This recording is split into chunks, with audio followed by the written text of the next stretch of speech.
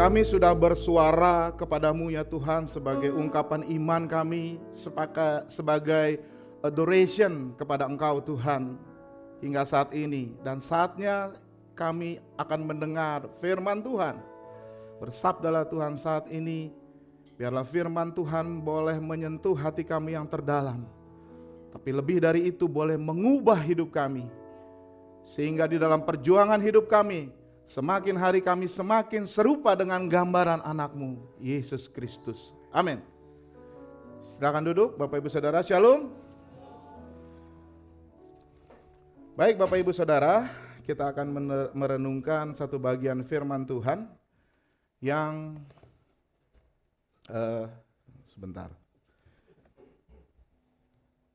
yang temanya adalah tentang memenangkan pertandingan atau finishing well. Kita tadi sudah mengungkapkan dalam nyanyian mengenai keinginan kita untuk memenangkan pertandingan ini sampai garis akhir. Amin. Dan saatnya kita sekarang mau merenungkan firman Tuhan dengan tema yang sama. Saudara boleh buka Alkitab saudara dari Ibrani 12, kita akan baca 3 ayat saja, ayat yang pertama sampai dengan ayat yang ketiga. Ibrani 12, ayat pertama sampai dengan ayat yang ketiga. Saudara perhatikan baik-baik Alkitab saudara dan saya akan membacakannya bagi saudara. Ibrani 12 ayat 1 sampai 3. Karena kita mempunyai banyak saksi bagaikan awan yang mengelilingi kita, marilah kita menanggalkan semua beban dan dosa yang begitu merintangi kita, dan berlomba dengan tekun dalam perlombaan yang diwajibkan bagi kita.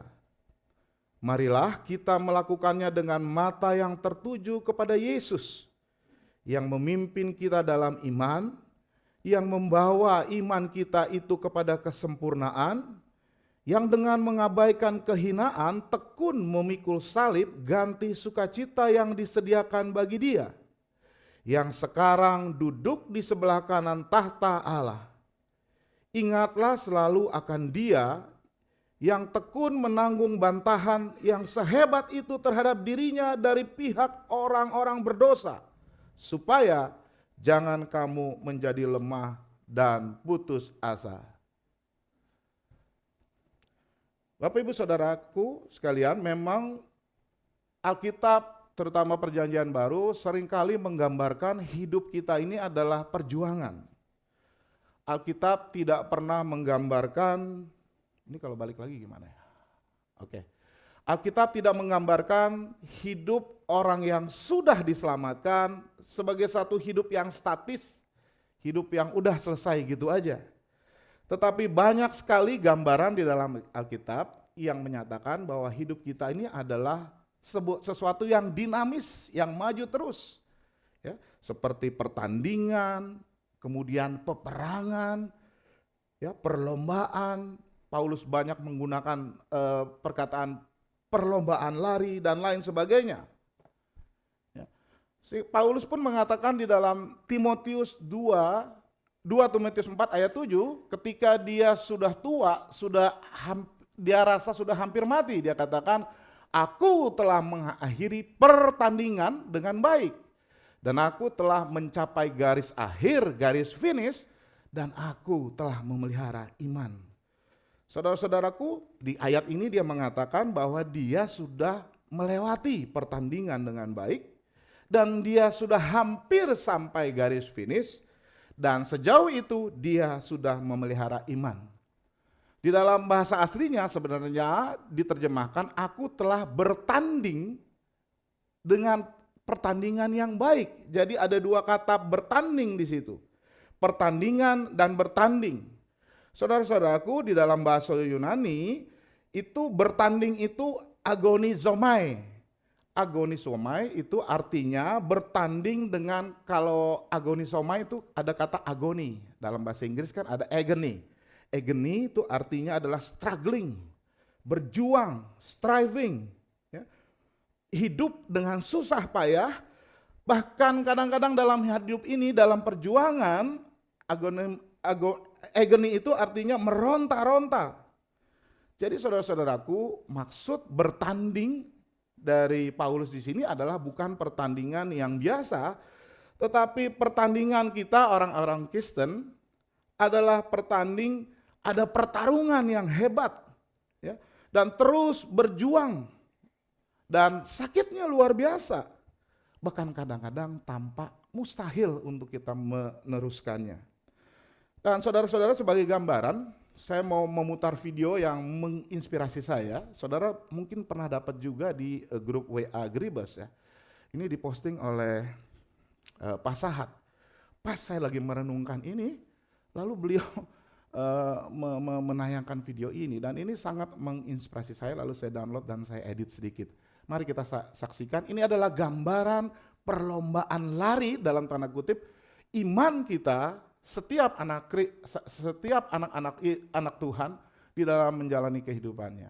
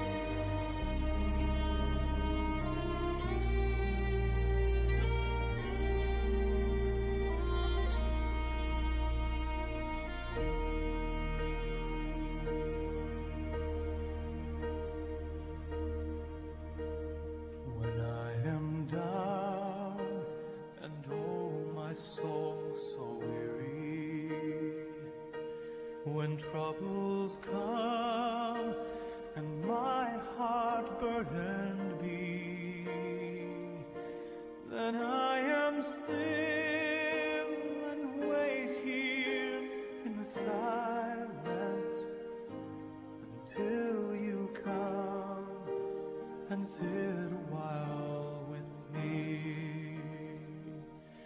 You raise me up so Dia sudah nggak tahan.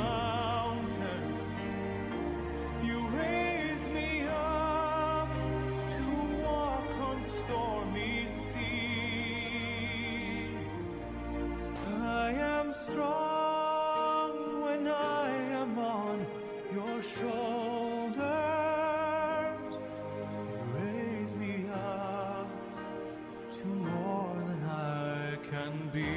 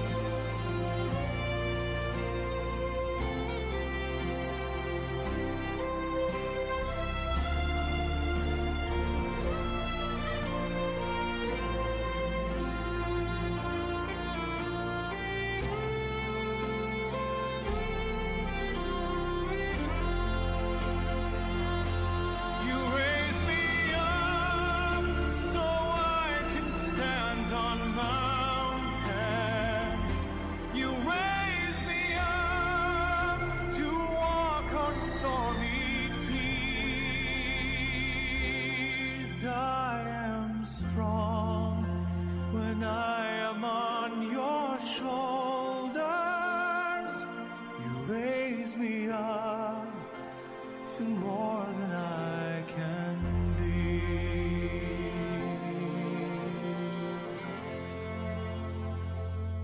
You raise me up so I can stand on mountains. You raise me up to walk on stormy seas.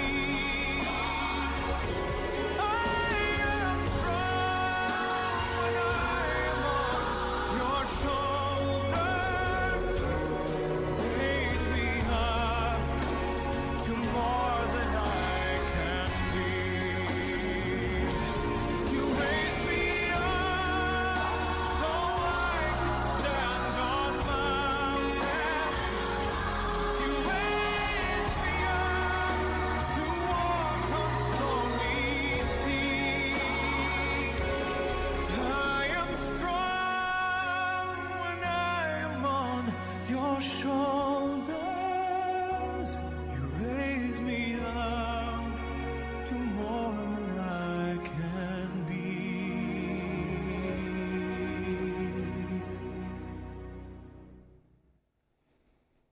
Saudaraku, seperti video itulah gambaran yang disebutkan oleh Rasul Paulus di dalam 2 Timotius 4 ketika dia mengatakan aku telah bertanding dengan menggunakan kata agonizomai. Artinya bertanding dengan kesulitan seperti Derek tadi. Ketika dia berlari dia sudah sangat sakit dan semakin sakit. Dia berjuang dengan susah payah. Dia berlari dengan penderitaan yang mendalam. Bahkan mungkin dia sekarat dan rasanya ngeri sekali.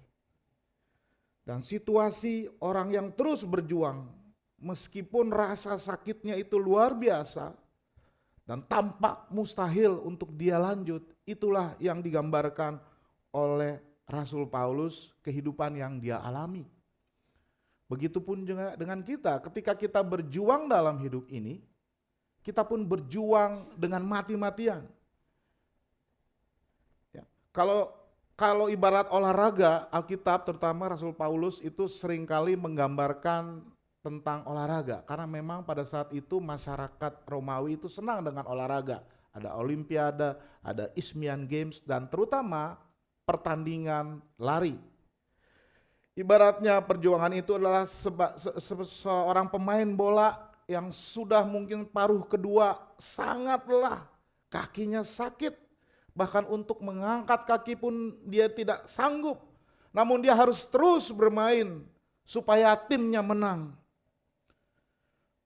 Mungkin juga seperti seorang prajurit di dalam peperangan yang jarang tidur. Udah 3 malam, mungkin 4 malam enggak tidur, kurang makan. Tetapi mereka harus terus berjuang supaya mereka mengalahkan musuh. Mereka tidak mau menyerah. Dan itulah kehidupan Kristen. Jadi kehidupan kita ini adalah ibarat perlombaan lari. Kita harus berjuang terus seperti tadi yang sudah kita nyanyikan. Sebelum tadi kita merenungkan firman. Dan perjuangan kita itu ada 2 hal yang penting. Yang pertama adalah dikatakan untuk mendapatkan hadiah. Di dalam 1 Korintus 9 ayat 24, Rasul Paulus kan katakan, tidak tahukah kamu bahwa dalam gelanggang pertandingan semua peserta terus berlari, bahwa hanya 1 orang saja yang mendapatkan hadiah. Karena itu larilah begitu rupa sehingga kamu memperoleh hadiah. Kemudian juga kepada Timotius, Paulus katakan, sekarang, ya lanjutan tadi 2 Timotius 4 ayat 7 dikatakan gini, setelah aku mengakhiri pertandingan dengan baik, aku telah memelihara iman, dia katakan sekarang telah tersedia bagiku mahkota kebenaran yang dikaruniakan Tuhan kepadaku, hakim yang adil pada harinya.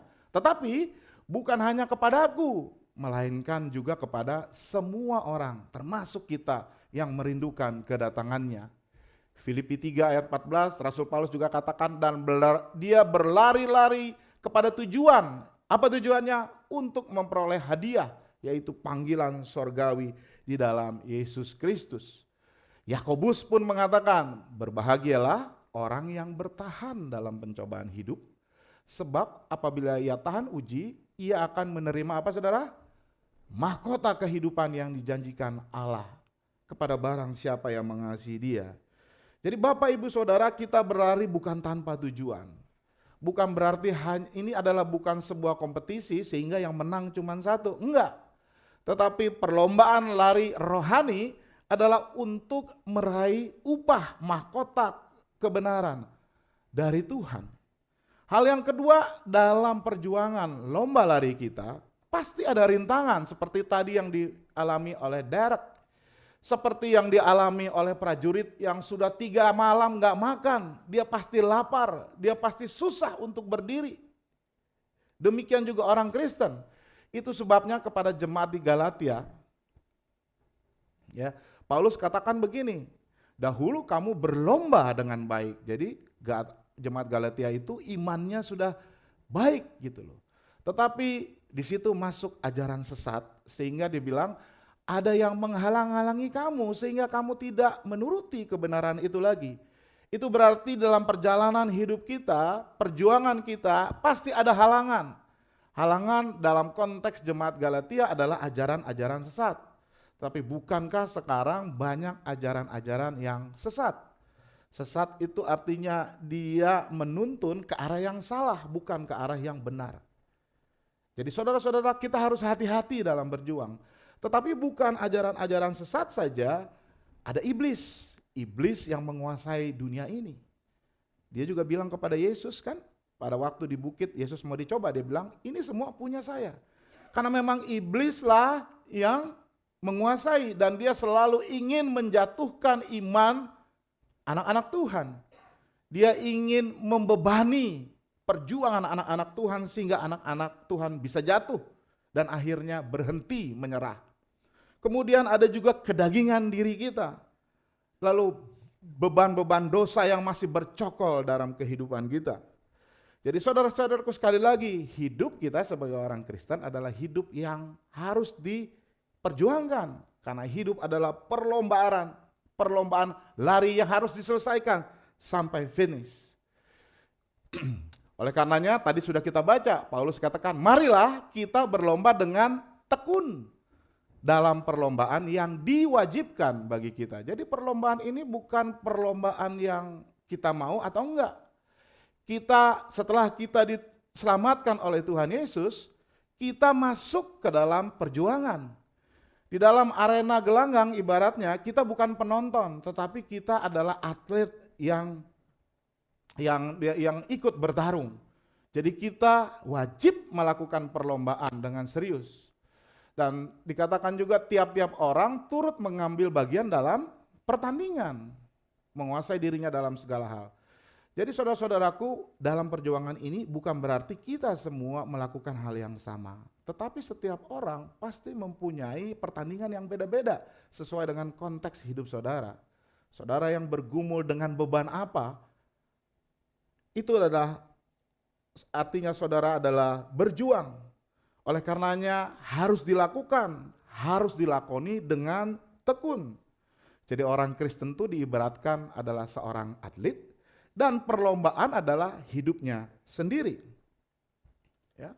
Dan saudara-saudaraku, kalau orang nggak mau berjuang, orang yang sudah terima Yesus lalu hidupnya tenang-tenang saja, tidak ada relasi pribadi dengan Allah, Amos mengatakan, celakalah orang-orang yang merasa aman di Sion, orang yang merasa tentram di Gunung Samaria. Jadi saudara-saudaraku, mari saudara kita melakukan perlombaan lari dalam kehidupan ini. Karena kalau kita berdiam diri, maka sebenarnya kita bukanlah seorang petarung, bukan pelomba, tetapi kita orang yang merasa aman. Saudaraku, berarti kapan kita berjuang? Ya jelas, perlombaan Kristen, perlombaan kita sebagai orang percaya adalah sejak kita lahir baru, sejak kita terima Yesus dan Tuhan dan Juru Selamat, itu adalah startnya. Dan seterusnya kita berjuang tidak pernah berhenti sampai akhirnya kita meninggalkan dunia ini. Perlombaan Kristen sekali lagi adalah usaha yang melelahkan. Karena dia harus melawan kedagingan, ya, satu lagi kedagingan. Kita masih punya hasrat, desire yang kadang-kadang bertentangan dengan firman Tuhan, akhirnya menarik kita ketika kita berlari sehingga kita nggak maju-maju. Yang kedua adalah dunia ini, saudara-saudaraku, dunia ini juga begitu mempengaruhi kita untuk tidak berjalan ke depan dengan ajakan-ajakannya. Dan yang ketiga adalah iblis. Kedagingan, dunia ini, dan iblis itu bagaikan angin topan yang meniup kita sehingga kita mundur, nggak maju. Oleh karenanya kita harus waspada, kita harus mengerahkan kekuatan iman kita harus punya daya tahan, endurance di dalam menjalani hidup ini, karena hidup ini adalah perjuangan. Dan memang itu juga yang Yesus gambarkan, saudara-saudaraku, di dalam Lukas 9. Dia katakan, setiap orang yang mengikut aku harus menyangkal dirinya, memikul salibnya kapan? Setiap hari. Jadi saudara-saudaraku, ini juga adalah indikasi dari Tuhan Yesus bahwa orang yang sudah percaya kepada Dia harus menyelesaikan perlombaan iman, ya, dengan ada penyangkalan diri, bersedia untuk memikul salib setiap hari. Dan itu berlaku bagi semua kita yang mengaku sebagai pengikut Kristus. Lalu saudara-saudaraku, pertanyaannya adalah bagaimana supaya saudara dan saya bisa memenangkan pertandingan iman kita? Bagaimana Anda menyelesaikan perlombaan yang ditentukan bagi Allah sebelumnya? Efesus 2 ayat 10 katakan bahwa kita semua ini harus melakukan pekerjaan yang sudah Allah siapkan. Bagaimana kita melakukannya itu supaya kita berhasil dan sampai ke garis finish? Bagaimana kita menyelesaikan hidup kita nanti dengan baik ketika kita kembali kepada Tuhan. Jadi menerima Yesus sebagai Tuhan dan Juru Selamat itu hal yang baik. Tetapi yang lebih sulit adalah bagaimana menyelesaikan hidup perjuangan imanmu sampai akhir. Jangan seperti Yudas. Yudas itu awalnya baik. Dia dipanggil Tuhan, dia ikut pengajaran Tuhan 24 jam bersama Tuhan. Ketika dia diutus oleh Tuhan bersama dengan 12 muridnya lain untuk masuk ke sana beritakan Injil buat mujizat, dua-dua dia ikut dan dia berhasil. Tapi sangat tragis dan ironis, dia tidak menyelesaikannya dengan baik karena dia berkhianat kepada Yesus. Janganlah kita seperti itu, oleh karenanya lakukanlah perjuanganmu. Tapi ada baiknya kita seperti Paulus yang memulai pekerjaannya dengan baik. Ketika dia dipanggil oleh Tuhan, bertemu dengan Tuhan Yesus dalam perjalanannya menuju Damaskus, di mana dia mau menyiksa orang percaya. Tapi dia bertemu dengan Tuhan Yesus, dia ditangkap Tuhan Yesus, dan sejak itu dia hidup berjuang. Dan kita tahu di dalam suratnya dia katakan, aku ini disiksa, disesah 4 kali, dicambuk. Aku diludahi dan lain sebagainya. Dia dihakimi. Namun dia dengan tantangannya itu berjuang terus. Siksaannya dia lakoni. Sehingga dia berani mengatakan, aku telah mengakhiri pertandingan. Aku telah bertanding, berjuang, bertempur dengan baik. Aku sudah sampai di garis finish dan aku sudah memelihara iman. Jadi saudara-saudaraku, bagaimana kita bisa menyelesaikan perlombaan lari iman dalam hidup kita? Dan akhirnya nanti ketika kita Tuhan panggil kita, kita telah mengakhiri hidup kita dengan baik. Bagaimana supaya kita tetap setia pada Yesus sehingga nafas yang terakhir. Saudara-saudaraku, penulis kitab Ibrani yang tadi kita baca, memberi 3 nasihat kepada kita untuk menolong kita supaya kita bisa berlari dalam perlombaan hidup ini dan kita setia dan tekun. Yang pertama adalah belajar dari para saksi. Kalau kita baca ayat tadi, yang pertama dikatakan, karena kita mempunyai banyak saksi bagai awan yang mengelilingi kita. Saudara-saudaraku, kalau kita baca di ayat 11, kalau di dalam bahasa Inggrisnya sebelum kata karena kita itu ada kata karena itu. Ya, di ayat 12 ayat 1. Karena itu berarti berhubungan dengan ayat sebelumnya. Di pasal 11 saudara-saudaraku, Rasul Paulus katakan saksi-saksi iman di situ. Di situ dia ada cerita tentang imannya Habel, kemudian Henok, ya kalau saudara buka Ibrani 11, kemudian Nuh, Abraham, ya saya tidak akan baca semua, misalnya Nuh. Ini adalah orang yang berjuang, dikatakan ayat 7, 11 ayat 7. Karena iman maka Nuh dengan petunjuk Allah tentang sesuatu yang belum kelihatan, dengan taat mempersiapkan bahtera untuk menyelamatkan keluarganya. Dan karena iman itu Nuh menghukum dunia. Ya, kemudian ayat 8 dikatakan lagi ini adalah saksi iman. Ya, bagaikan awan yang mengelilingi kita. Dikatakan ayat 8 karena iman Abraham taat ketika ia untuk berangkat ke negeri yang diterima, yang akan diterima. Ia berangkat karena dia nggak tahu tempatnya. Kalau sekolah minggu bilang, Abraham, kau mau kemana? Aku ikut Tuhanku. Gitu ya. Terus apa? Ku tahu tidak tahu tempatnya. Tapi dengan iman dia berjalan terus. Ayat 10 dikatakan, ayat 11 dia bilang karena iman Abraham dan Sarah beroleh kekuatan untuk menurunkan anak cucu walaupun usianya sudah tua. Lalu siapa lagi tokoh iman di situ? Kita lompat aja misalnya ke ayat 23 dikatakan karena iman Musa setelah ia lahir disembunyikan selama 3 bulan oleh orang tuanya karena mereka melihat bahwa anak itu elok. Mereka tidak takut akan perintah raja. Karena iman Musa setelah dewasa menolak disebut putri Firaun. Ayat 25 karena ia lebih suka menderita sengsara dengan umat Allah daripada untuk sementara menikmati kesenangan dan dosa.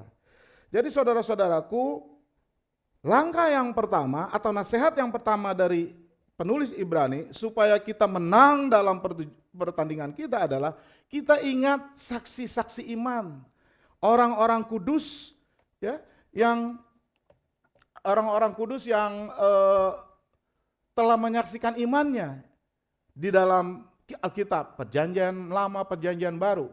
Tapi lebih dari itu, di dalam dunia kita sekarang juga banyak orang-orang yang merupakan saksi iman yang memberi inspirasi dalam hidup kita. Sebut saja misalnya di sini adalah Nick Vujicic. Saudara-saudaraku, dia sejak lahir udah nggak punya tangan. Dia udah nggak punya kaki. Ketika bayangkan saudara-saudaraku kalau saudara sebagai ibu nih, ibu-ibu melihat anak yang lain seperti itu, bagaimana perasaannya?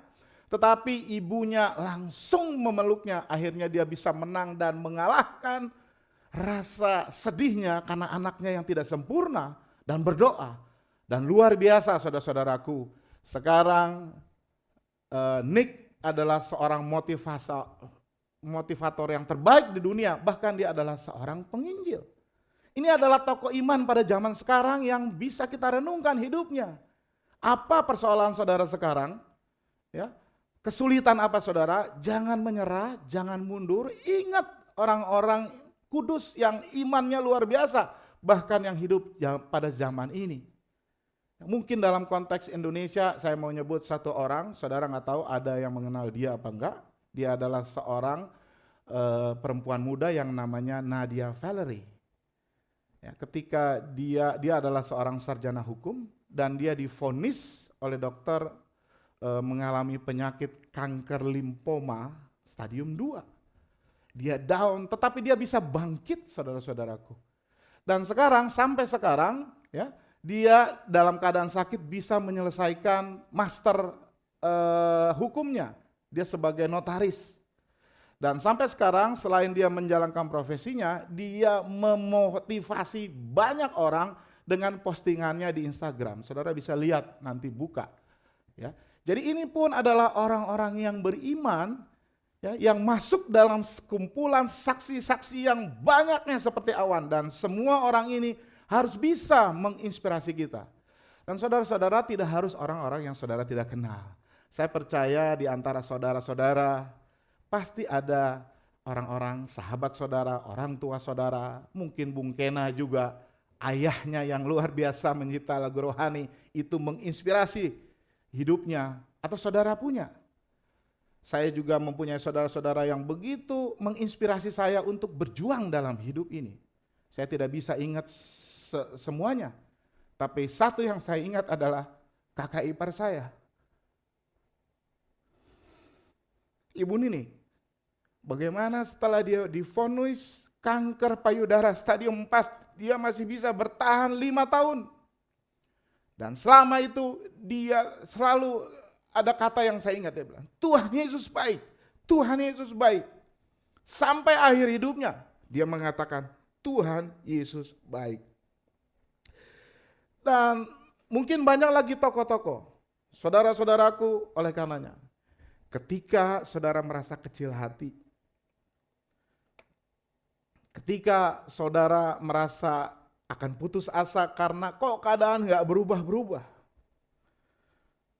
jika saudara ingin tetap terus berjalan menyelesaikan hidup ini, maka bayangkan orang-orang saksi iman itu datang kepada saudara, menepuk pundak saudara dan mengatakan, saya bisa, kamu juga pasti bisa. Jadi saudara-saudaraku, jika kita ingin menyelesaikan hidup kita dengan baik, perlombaan lari ini kita sampai garis finish, penulis Ibrani katakan hal yang pertama adalah belajarlah dari saksi-saksi iman di masa lalu. Lalu yang kedua dikatakan begini, marilah kita menanggalkan semua beban dan dosa yang begitu merintangi kita. Saudaraku, beban dan dosa itu kalau saya bayangkan Derek tadi ya, mungkin dia waktu latihan pakai jaket ketutup. Mungkin di kakinya itu dikasih pembeban supaya dia kuat. Tetapi ketika dia bertanding, itu semua akan menghalangi dia, merintangi dia, betul? Oleh karenanya harus dilepaskan. Begitu juga di dalam perlombaan rohani. Kita harus melepaskan semua hal yang menjadi beban dalam hidup kita. Ada dua hal yang dikatakan di sini, yaitu apa? Beban dan dosa. Apa itu maksudnya beban? Artinya beban itu belum tentu dosa, saudara-saudaraku. Ya. Jadi saudara-saudaraku, beban itu mungkin hal yang tidak dosa, tetapi sebenarnya bisa memperlambat larinya kita untuk mencapai finish. Dan memang dalam kehidupan kita ada hal-hal yang tidak selalu dosa pada dirinya sendiri, tetapi bisa membuat saudara dan saya melambat dan tidak bisa maju dalam perlombaan. Saudara-saudaraku, saya mau ada ilustrasi mengenai Raja Siam. Siam itu Thailand ya. Pada satu saat dia mau maju menyerang musuhnya nih pada satu ini dahulu kala. Tapi dia punya strategi. Strategi dia adalah dia mengirim gajah albino atau gajah putih. Dia kirim ke musuh. Dan kita tahu bagi masyarakat Thailand, Siam dan tetangganya itu adalah hewan yang keramat. Ya, sampai sekarang disebut gajah putih. Lalu dikirimlah gajah itu kepada musuhnya. Ya, sebagai hadiah. Ini adalah hal yang baik yang diterima. Oh, kita dikirim nih oleh musuh kita. Seekor binatang keramat. Maka musuhnya itu merawatnya, ya, mengasih makan, memandikan dan lain sebagainya. Dikasih lagi sampai mungkin beberapa. Dan akhirnya mereka merawat setiap hari gajah putih itu karena mereka menganggap ini hewan keramat. Akhirnya mereka kelelahan. Karena begitu banyak waktu dan energi yang dia lakukan untuk merawat barang yang baik ini buat bangsa musuh. Dan akhirnya mereka menjadi lemah.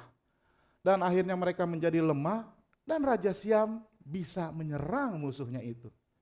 Saudara-saudaraku, ini juga strategi yang dipakai iblis untuk melemahkan kita. Kadang kita terlalu sibuk untuk hal-hal yang enggak dosa sih, tetapi menghambat kita. Kita sibuk dengan media sosial yang menyita waktu kita, sehingga waktu kita tidak melakukan untuk tugas-tugas yang penting. Untuk melayani, untuk berelaksi dengan suami, istri, dan anak. Itu habis karena kita banyak membuang waktu kita untuk sosial media. Apalagi sekarang ada TikTok, saya juga berjuang untuk itu. Karena kalau udah scroll terus gitu ya, itu bisa lebih sejam, 2 jam. Akhirnya mungkin saya melewatkan waktu saya bersekutu secara pribadi dengan Tuhan. Ya, ini pengakuan jujur saudara-saudaraku. Ya, saudara sibuk dengan Instagram dan lain sebagainya, nggak salah sih, tapi iblis punya strategi. Ya, dia merebut waktu saudara. Mungkin saudara juga addict dengan online shop, sehingga saudara ada orang seperti itu ya, kemarin ada yang cerita gitu. Pokoknya setiap hari harus beli apa aja. Atau dia ketik satu kata misalnya Ibrani gitu, nanti keluar tuh apa Ibrani, dia beliin. Ya, akhirnya duit saudara habis dan tanpa saudara sadari, saudara tidak lagi memberi kolekte, saudara tidak lagi mau berbagi kepada orang. Itu adalah strategi iblis. Atau mungkin kita nggak sadar kita terlalu banyak hutang. Ya, maunya beli ini, beli itu, beli ini, tapi dengan hutang. Akhirnya duit kita habis untuk membayar cicilan setiap bulan. Dan sebenarnya saudara-saudaraku, itu adalah semuanya membebani kita di dalam melangkah, menarik kaki kita. Ya, terlalu banyak hal lain, mungkin hobi olahraga, hobi nonton bola, akhirnya nggak ke gereja dan lain sebagainya. Ya, terlalu banyak kegiatan, bahkan pelayanan pun bisa menjadi beban. Ketika engkau sibuk melayani misalnya dari pagi sampai sore, ya di tengah minggu melayani terus, akhirnya keluarga terabaikan. Dan itu semua adalah strategi iblis. Semuanya itu nggak buruk sih. Pada dirinya sendiri dia adalah sesuatu yang ya netral lah, dibilang negatif enggak, positif juga enggak. Tapi kita harus sadar itu sebenarnya adalah gajah putih yang dikirimkan iblis kepada kita yang tanpa kita sadar melelahkan kita, yang menghalangi kita untuk menyelesaikan perlombaan lari yang Tuhan sediakan bagi kita. Jadi saudaraku, jika saudara ingin menang dalam perlombaan, maka saudara harus menyelesaikan, menanggalkan semua beban. Dan yang kedua dikatakan dosa, saudara-saudaraku. Ya kalau dosa ini memang pasti ada ya. Kalau kita negatif thinking terus, kata-kata kita selalu menjatuhkan orang, itu adalah dosa. Dan itu menghambat kita untuk maju dalam perlombaan iman kita. Mungkin kita malas itu dosa juga saudara-saudaraku. Kita suka menggosip, ada dendam dalam hati kita. Ya, dan kebiasaan dosa dan yang lama, yang kita masih senang memegangnya. Tapi Tuhan katakan tanggalkan semuanya itu. Saudara-saudaraku, Sakeus tahu ya di dalam Lukas 19 ini adalah pemungut cukai. Kalau sekarang adalah pemungut pajak. Dan jelas saudara-saudaraku dia seringkali memungut pajak lebih dari apa yang harus dia pungut. Itu sebabnya bangsa Israel pada saat itu sangat membenci dia. Tapi apa dalam cerita Alkitab di dalam Lukas 19? Ketika dia bertemu dengan Yesus, Yesus bilang, turun, aku mau makan di rumahmu. Hatinya terpaut kepada Yesus. Dia bertobat karena Yesus. Sehingga apa yang dia lakukan? Dia bilang begini, kalau ada orang yang saya akan menjual setengah harta saya untuk orang-orang miskin, betul ya? Dikatakan begitu. Yang kedua dia katakan kalau ada orang yang saya ambil lebih, saya akan ganti berapa kali lipat? Ada ingat? 4 kali lipat. Coba, Sakeus ketika dia bertemu dengan Yesus, dia mau melepaskan semuanya. Melepaskan dosanya. Saudara-saudaraku, beberapa waktu yang lalu Pak Carlos tahu, Pak Yosua, Pak ini, saya terkesan dengan seorang jemaat, saya minum bentar ya, dari gereja sahabat kita GRI Bersorak Cibinong. Saya tidak usah sebut namanya, karena saudara mungkin gak kenal juga. Tapi begini, dia baru dilantik menjadi PDP apa PDM ya? PDP ya, PDP, jadi pendeta depan pintu. Bukan ya, pendeta PDP ya, jadi PDP, PDM, PDT. Ya, pendeta PDM, pendeta muda, PDT, pendeta tua. Jadi saudara-saudaraku, pekerjaan dia ini adalah seorang timer. Ada yang tahu timer? Timer itu adalah yang suka ngitungin rate Metro Mini atau Transjakarta, dia tunggu di stand plat gitu ya. Begitu lewat dia catat 1 putar. Gitu loh ya. Dan saudara-saudaraku dia melakukannya, tapi begini. Dalam setiap putaran itu ada uangnya gitu. Kalau misalnya ada 20 putar, mungkin yang dilaporkan ke bosnya, pemilik Metro Mininya cuma 10. Berarti 10 dia ambil. Gitu. Ya. Tetapi saudara-saudaraku satu saat saya kaget bahwa dia bilang saya mengundurkan diri sebagai timer. Ini udah lama nih sebelum kita datang kemarin. Wah begitu. Ya karena setiap kalau saya kesempatan melayani di sana, dia itu habis pelayanan, habis ibadah langsung pergi karena timer, dia harus ngitung. Akhirnya dia mengundurkan diri. Nah kemarin pada saat kesempatan lagi datang ke sana saya tanya, bro, kamu kenapa keluar? Ya. Terus kenapa kamu keluar? Kamu udah siap belum? Waduh Pak, dia bilang gitu. Dia sama seperti Sakeus. Saya tidak bisa menatap Yesus pada saat yang sama saya melakukan sesuatu yang tidak jujur. Dan itu yang dikatakan saudara ini. Bagaimana ya Pak ya?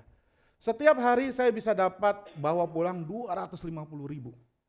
Berarti kalau 20 hari aja sekitar 2,5 juta. Itu belum termasuk kalau dia makan bakso apa semuanya. 5 juta. Saudara-saudaraku, tetapi ketika dia ditahbiskan pada bulan Juli kalau nggak salah ya, dan itu berproses sampai akhirnya dia katakan begini, gimana ya, saya seorang PDP pelayan Tuhan, tapi masih melakukan pekerjaan yang tidak jujur. Nggak mungkin pada saat sama saya melayani, menyanyi sebagai singers, memandang Yesus, tetapi di sisi lain tidak jujur. Akhirnya dia mau melepas dosanya, pekerjaannya. Dan bahkan dia mulai dari nol. Dia buka warung bersama istrinya, miso. Saudara-saudaraku, kemarin waktu Senin yang lalu pembukaan, tapi saya pikir sebelum ke rumah Pak Yosua mau mampir sana, tapi ternyata dia belum siap. Ya, ini adalah contoh yang baik, saudara. Bagaimana dia bergumul, mungkin setelah dia ditahbiskan, dia masih bergumul. Nggak apa-apa, saudara-saudaraku. Yang penting imannya maju dalam perjuangan hidupnya. Akhirnya dia melepaskan semuanya demi Kristus. Saudara-saudaraku, itulah gambaran, contoh. Beda dengan orang muda yang kaya, saudara-saudaraku. Saudara tahu ceritanya ya? Orang muda yang kaya di dalam Matius 19 ayat 19. Ini adalah orang yang saleh. Artinya seluruh kitab suci dia hafal. Makanya ketika dia tanya sama Tuhan Yesus, Tuhan gimana caranya supaya aku bisa masuk ke kerajaan Allah? Dia bilang, kamu tahu nggak hukum yang terutama? Tahu.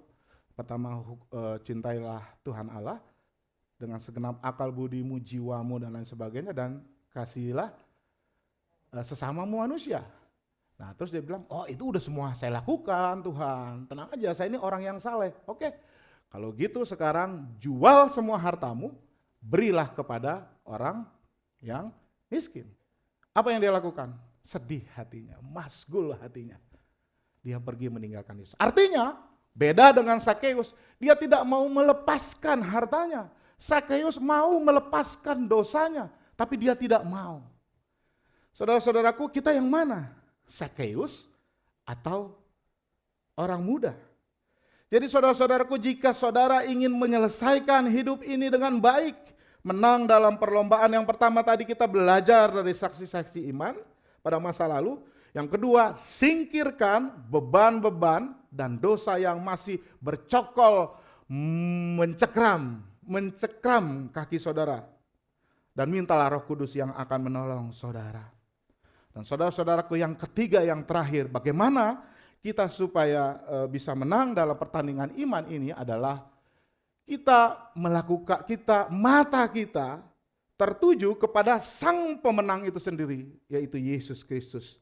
Ayat 3 dikatakan, marilah kita melakukannya dengan mata yang tertuju kepada Yesus, yang memimpin kita dalam iman, yang membawa iman kita kepada kesempurnaan, yang dengan mengabaikan kehinaan tekun memikul salib ganti sukacita yang disediakan bagi dia yang sekarang duduk di sebelah kanan tahta Allah. Ingatlah selalu akan dia yang tekun menanggung bantahan yang sehebat itu terhadap dirinya dari pihak-pihak orang yang berdosa, supaya kamu tidak menjadi lemah dan putus asa. Saudaraku, hal yang ketiga adalah penulis Ibrani katakan fokus pada Yesus dalam perlombaanmu. Ya. Mari kita melakukannya. Yesus sudah memenangkan perlombaan. Dia sudah memulai dan menyelesaikan perlombaannya 2000 tahun yang lalu. Di dalam perjuangan perlombaan hidupnya, ia ditentang oleh orang Farisi, oleh bangsa-bangsa Yahudi, oleh ahli Taurat. Dia diolok-olok, dia diludahi, dia dianiaya. Tetapi Yesus bertahan. Ia tetap berlari dalam perlombaan. Dan perlombaan yang dia jalani itu begitu berat.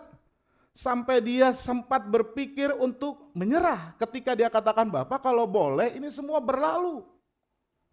Tetapi dia katakan, biarlah kehendakmu yang terjadi di Taman Getsemani. Itu sebabnya dia terus berlari dalam pertandingan. Dia bersedia membayar harga. Jadi saudaraku, penulis Ibrani mengatakan kepada kita bahwa ketika kita menjadi lelah, putus asa, kita letih, jangan menyerah. Arahkan pandanganmu pada Yesus. Orang Kristen, bahkan kita sebagai gereja perlu memperhatikan, mendengar perintah ini. Karena seringkali kita sangat mudah berhenti untuk berjuang. Ketika engkau mengalami percobaan hidup apapun, mungkin engkau tidak punya pekerjaan, mungkin engkau bergumul dengan sakit penyakit, dan engkau berteriak, saya lelah Tuhan, saya udah gak kuat, saya tidak sanggup lagi untuk berlari.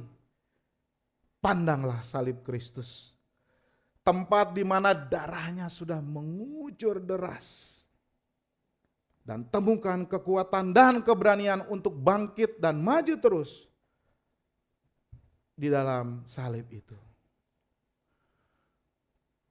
Karena Yesus, penulis Ibrani mengatakan dia yang memimpin kita dalam iman. Jadi kalau saudara punya iman, itu bukan pekerjaan saudara, tetapi memang Roh Kudus, Yesus yang sudah memimpin kepada iman, tapi dia juga yang akan membawa iman kita kepada kesempurnaan. Ayat yang ketiga ini. Yesus yang dia mengabaikan kehinaannya. Artinya dia bersedia mati dengan cara yang paling memalukan di kayu salib. Dia tekun memikul salib. Mengganti sukacita yang seharusnya dia dapatkan sebagai warga sorga. Dan sekarang dia duduk di sebelah kanan Allah. Jadi saudara-saudaraku, jika Anda ingin menyelesaikan perlombaan hidup saudara dengan baik, pandanglah Yesus juru selamatmu. Jadikanlah ia sebagai teladan engkau. Jadikanlah dia sebagai inspirasi dalam hidupmu. Bapak Ibu, saudara-saudara yang saya kasih dalam Tuhan Yesus, jadi jika kita ingin terus berlari dalam perlombaan yang sudah Allah tetapkan bagi kita, sebagaimana yang ditulis dalam Efesus 2 ayat 10. Jika kita ingin menyelesaikan hidup kita nanti dengan baik, sampai di garis finish. Yang pertama, belajarlah dari orang-orang kudus, orang-orang yang beriman pada zaman yang sudah lalu. Yang tidak saja yang ada di Alkitab, tetapi juga yang ada di sekitar kita. Yang kedua, tanggalkan semua beban dan dosa yang masih merintangi saudara dan saya. Yang terakhir, pandanglah sang pemenang itu sendiri, yaitu Yesus Kristus, juru selamat kita, teladan kita, dan inspirasi kita. Janganlah tawar hati, jangan patah semangat, jangan berhenti, jangan menyerah. Tuhan Yesus akan menolong kita. Amin. Saudara, saya beri kesempatan untuk bersaat teduh.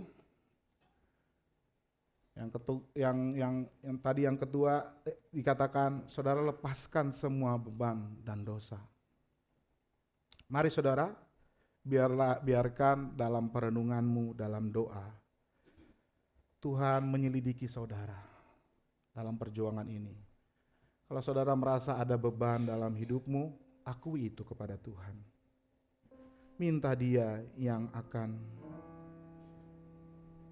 melepaskan, sehingga saudara mampu berjalan dalam lomba. Silakan saudara berdoa kepada Tuhan.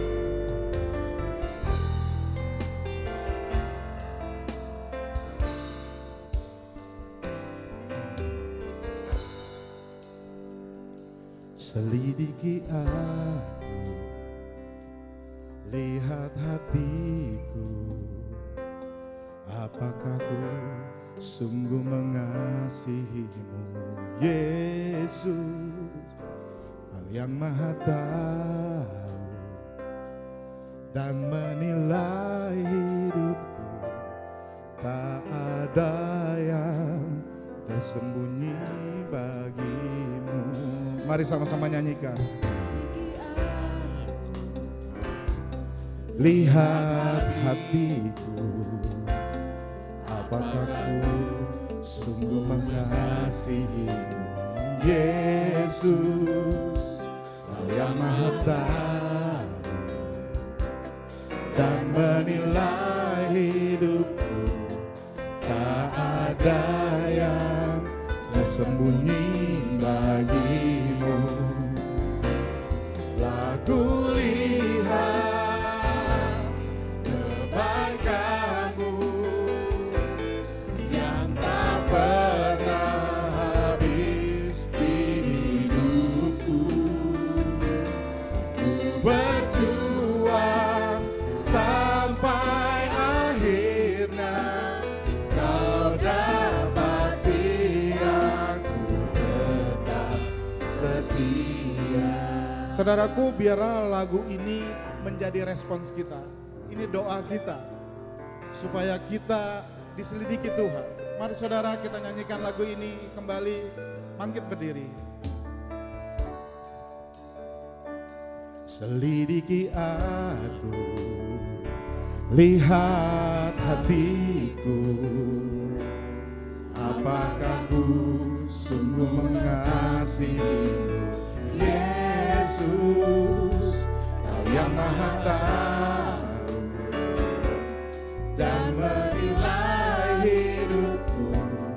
Tak ada yang tersembunyi bagimu. Aku lihat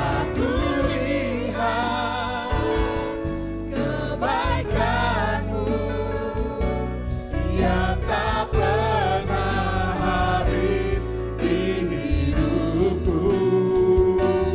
Ku berjuang sampai akhirnya, Kau dapati aku tenang. Sekali lagi nyatakan, telah